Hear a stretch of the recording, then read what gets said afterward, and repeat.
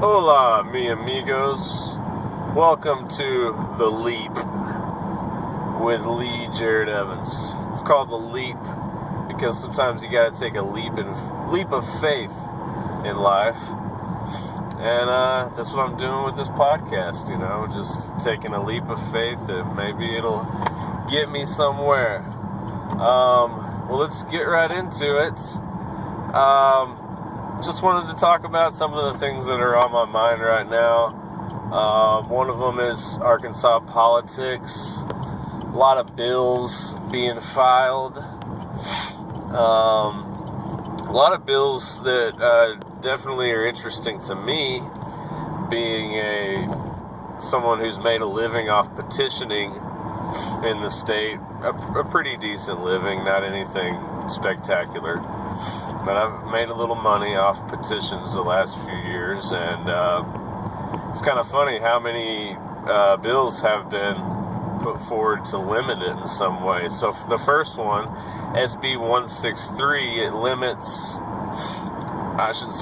changes the amount of signatures it takes for a third party or any political party that doesn't get 3% of the vote in the previous election. It changes the number of signatures that party would need to get on the ballot and have access to the ballot from 10,000 to 27,000. And this has to be a dig at the Libertarian Party. We were the only third party on the ballot last election. And I even hate the term third party. I just use it because people know what it means when I say it, but I should probably not even use the term.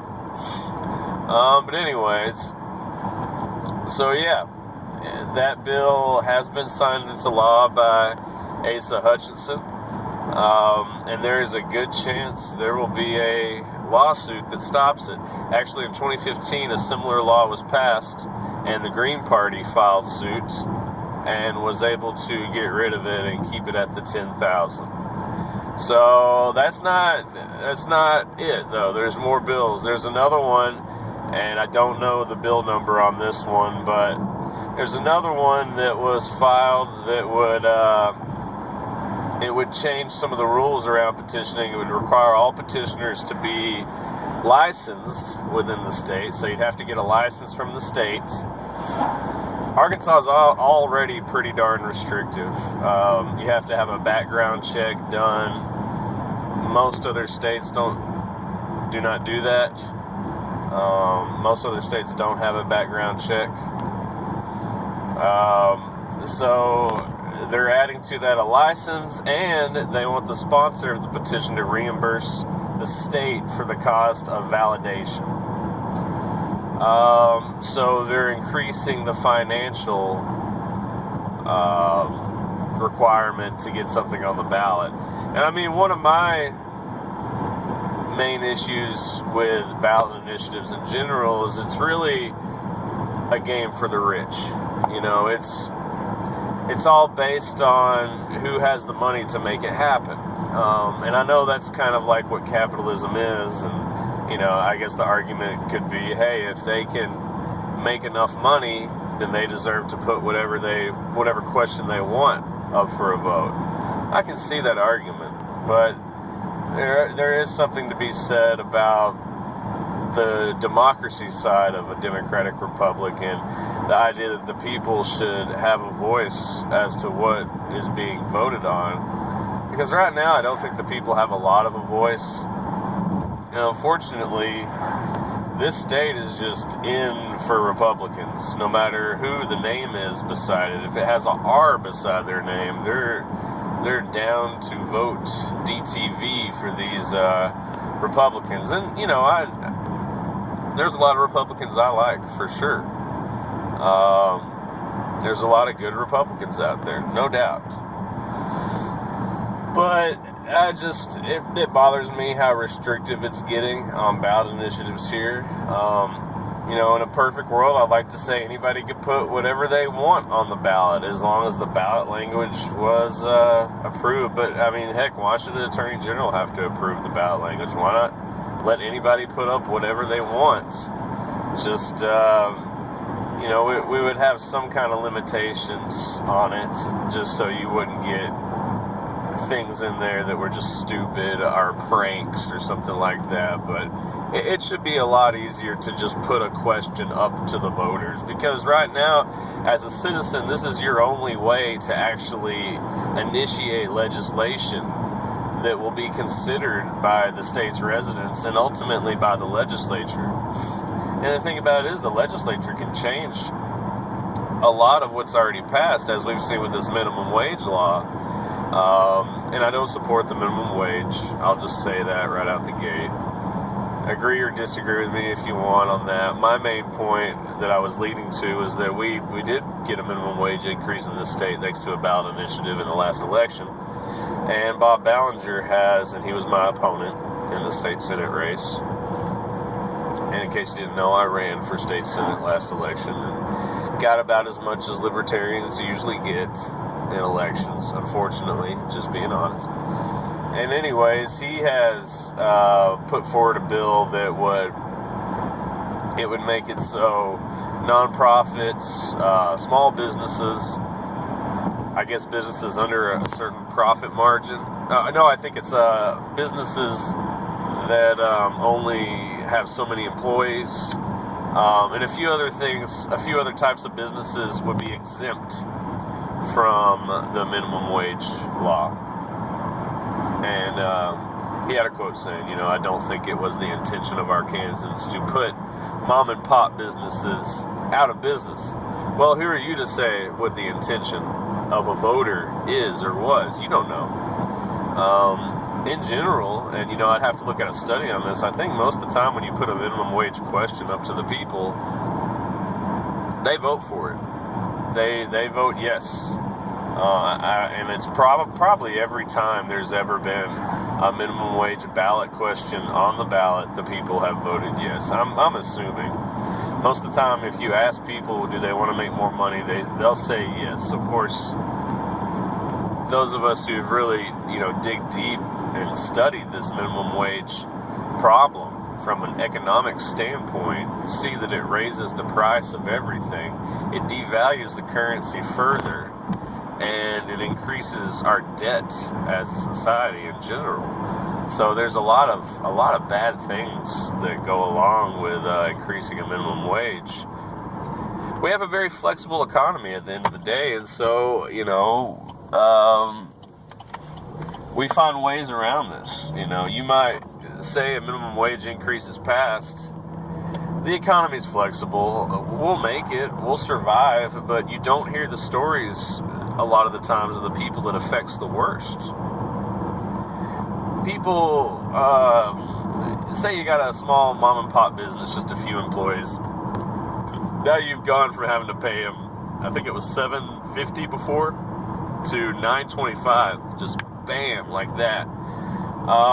Most of them are going to figure out a way to keep going, because if you have a business in the first place, you got some kind of tenacity, you've got strength, you've got maybe a good, decent enough financial base where you could deal with it. And they're going to be limited from increasing prices too much, because people aren't going to want to buy the stuff. So, I don't really support minimum wage, because I don't like the idea of the government dictating what the cost of something is going to be, or what the cost of your labor is. Another point against minimum wage increases is that it kind of prices training out of the market. So in other words, I don't know if you've ever noticed, but probably most of the jobs that you've worked in your lifetime, especially lower wage jobs, and that's really what I'm talking about. Most of the lower wage jobs that you probably worked, there wasn't really any time for training. You get in there and you figure it out, and if you don't, they'll let you go. And that's basically what these real low wage jobs would be for, is like teenagers, people coming right into it. And at the end of the day, it should really be up to a business to decide what do they want to do. So lots going on in Arkansas politics. Minimum wage is old argument. You can Google it and see arguments on both sides, and it is what it is. We've got, I think it's Vivian Flowers. I want to say she was this black congresswoman that we have in Arkansas, and it was great. I posted the video already of her just going off on this one, on a few different senators. She is a state senator. So is Bob Ballinger. She went off on Ballinger. She went off on, I think the guy's name was Allen from the Springdale area. And it was all about stand your ground legislation, which basically stand your ground is a law that's been making its way through the states, and it gets rid of your so-called duty to retreat. So under current law, it says if you're in some kind of situation where violence might be possible, you have a duty to at least try to retreat. From what I understand of the law, it's not saying that you cannot be violent in self-defense. It's saying that if you have a way to walk away, you should walk away. Stand your ground says you don't have to. And I hope I'm getting the senator right, but I want to say it was Senator Flowers. If not, I'll come back and correct myself. She just went off about it, saying my child's not going to walk the same path as yours.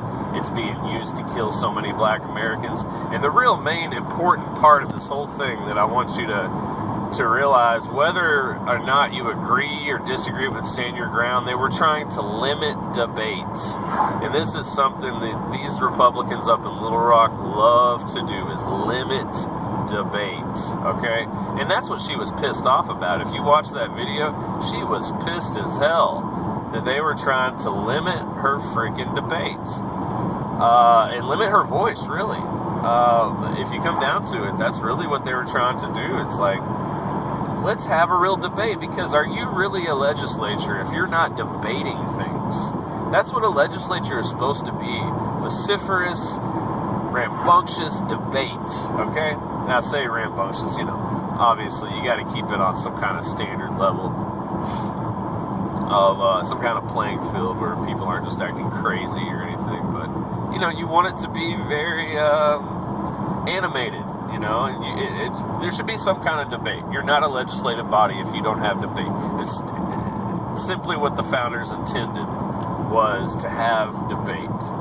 And I'm just saying, keep an eye on this legislature. They're trying to pass all kinds of stuff, and I'm glad that we got any kind of national attention. I don't think these stand your ground laws are good. Maybe I'll change my mind, but right now, yeah, you should try to walk away if you can. Of course, if someone's trying to kill you or something, you should fight back. I don't think anyone's against that. But anything else that's used to, if it's used as an excuse to hurt somebody, I'm definitely against it. So that's probably all I can touch on right now. How do you feel about the Arkansas State Legislature? Do you support? Are there any good bills that they're trying to do? There was actually, I think it was Representative Mayberry. She wanted to fund the highways without increasing taxes. That was a good one. I think it was also Senator Flowers that wanted to, it's 5 cents for every piece of plastic bottle, which is, I think it's lower right now. But if they do that, then more people will be picking up bottles off the sides of the roads. Get that money. Ain't nothing wrong with that. That's two off the top of my head I can think of that are good bills. So, do you know of any other good bills that the Arkansas Legislature has thought about doing? If so, please say so in the comments, and thanks for watching.